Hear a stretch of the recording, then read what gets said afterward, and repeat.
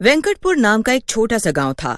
उसी गांव में शिवा अपनी पत्नी गौरा के साथ बहुत ही हंसी खुशी रहता था। शिवा और उसकी पत्नी नारियल पानी बेचने का काम किया करते थे और गांव के ज्यादातर लोग शिवा से ही नारियल खरीदकर नारियल पानी पीना पसंद करते थे।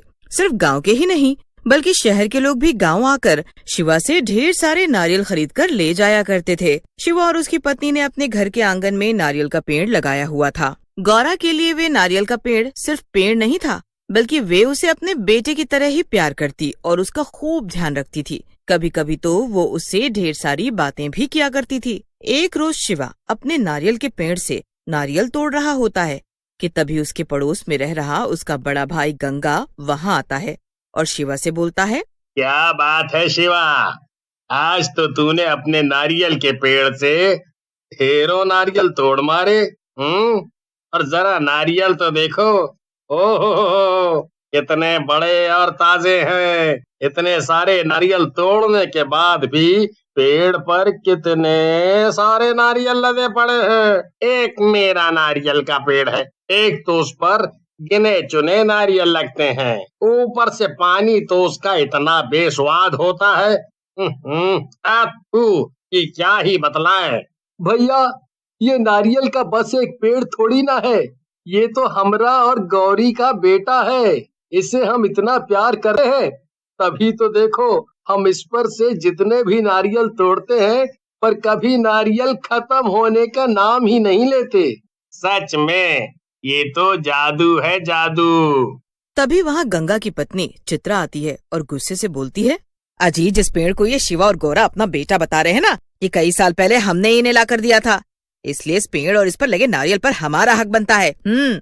तभी गौरा अपने कमरे से निकलकर आती है और चित्रा से बोलती है, भाभी हमने माना कि कई साल पहले आपने हमें नारियल का पौधा ला कर दिया था, पर इसे पाल पोस कर तो बड़ा हमने किया है, इसलिए न तो ये पेड़ आपको मिलेगा और न ही इसके नारियल आपको मिलेंगे। हाँ अजी देखो तो इस गौरा को कितनी जबान चलाती है। हाँ। चित्रा की बात सुनकर कुछ गांव वाले वहाँ इकट्ठा हो जाते हैं। अरे देखो गांव वालों, एक तो इस गौरा को मैंने नारियल का पौधा ला कर दिया था, ऊपर से ये मुझसे ही जबान लड़ा रही है। अरे चित्रा, काहे को तू रोज रोज इस गौरा से लड़ती है? तूने भी न रोज का ड्रामा बना रखा है। हाँ, और इस गौरा को तो देखो, इस नारियल के पेड़ को अपना बेटा माने बैठी है। ऐसे बोलकर वहाँ खड़े सभी गांव वाले चित्रा और गौरा की हंसी उड़ाने लगते हैं।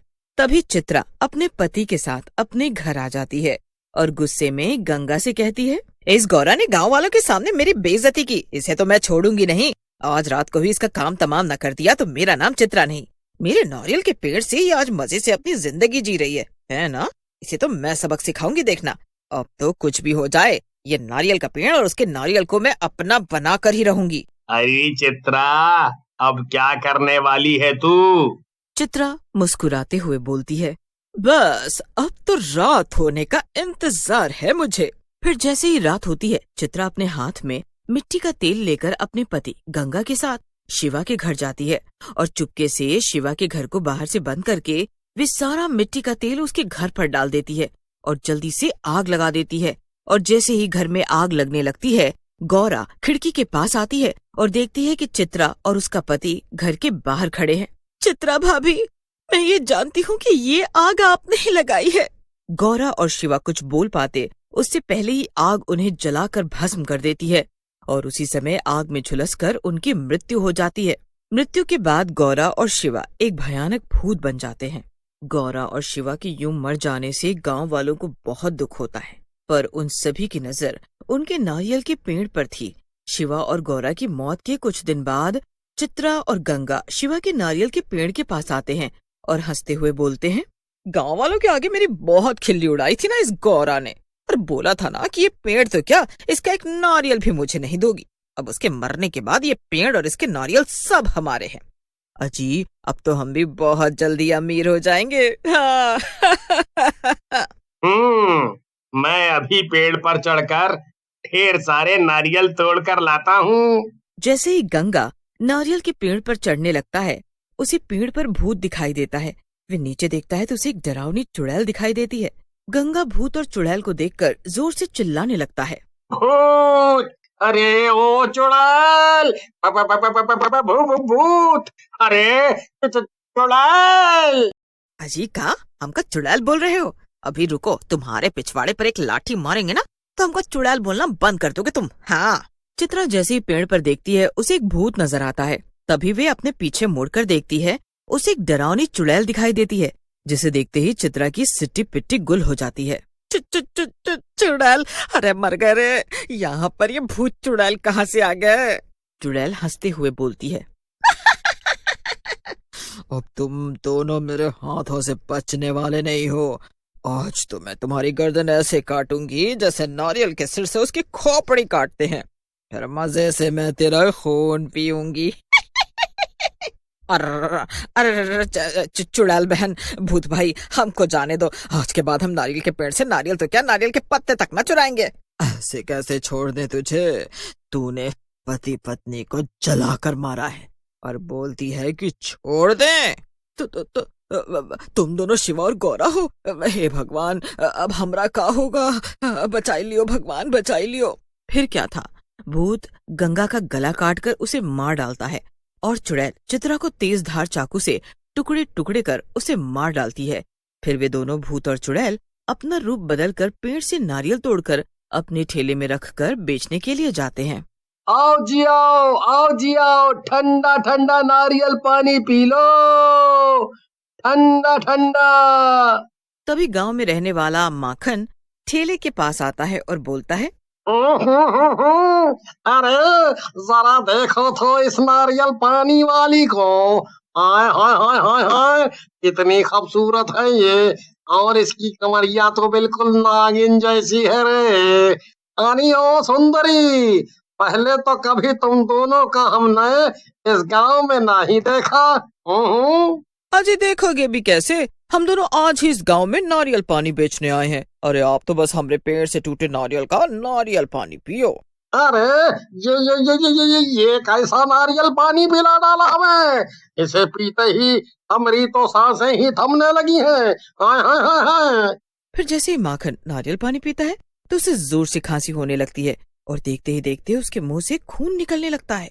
तभी वे नारियल पानी बेच रही सुंदर औरत और आदमी अपने भूतिया रूप में आ जाते हैं और माखन का गला काटकर उसे मार डालते हैं और वहां से चले जाते हैं। माखन की लाश को देखते ही पूरे गांव में हाहाकार मच जाता है। देखो तो भैया, ये हमारे गांव में क्या हो रहा है? अरे कुछ देर पहले चित्रा और उसके पति की लाश बहुत ही बुरी हालत में मिली और अब ये माखन।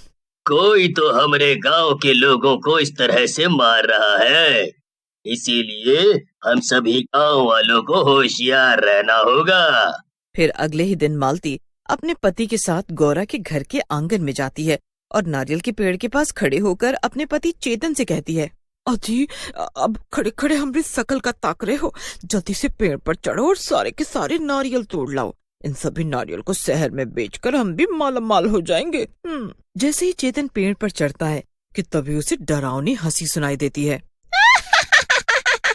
अरे हम नहीं हंस रहे हैं जी, ये तो पेड़ पर बैठा भूत हंस रहा है। अरे मर गए रे, यहाँ तो भूत के साथ साथ चुड़ैल भी बैठी है। मेरे बेटे जैसे पेड़ से नारियल पानी चुराएगी? तेरी इतनी हिम्मत? तू ही है ना जिसने मेरा और मेरे बेटे का मजाक उड़ाया था, और आज तू उसी पेड़ से नारियल चुराने आ गई। ऐसा बोलकर चेतन वहाँ से भाग निकलता है, पर चुड़ैल मालती को पकड़ लेती है और उसका गला दबाकर उसे मार डालती है और जोर जोर से हंसते हुए बोलती है, अगर कोई भी मेरे नारियल के पेड़ के पास भटका तो मैं उसे जिंदा नहीं छोड़ूंगी। चेतन भागता हुआ गांव वालों के पास जाता है और सभी को इकट्ठा कर भूत और चुड़ैल की सारी बात बताता है। हमको लागत है कि शिवा और गौरा ही भूत चुड़ैल है। उनके मरने के बाद से जो भी उस नारियल के पेड़ के पास गया है उसका काम तमाम हो गया है। हमें तुरंत ही कुछ करना होगा।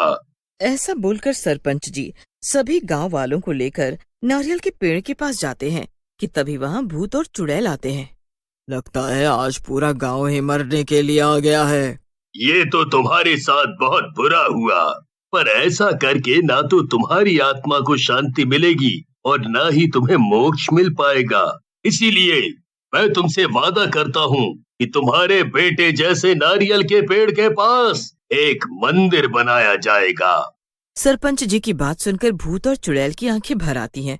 फिर क्या था, भूत और चुड़ैल के नारियल के पेड़ के पास मंदिर बनते ही उन दोनों की आत्मा को शांति मिल जाती है और वो दोनों वहाँ से हमेशा के लिए गायब हो जाते हैं।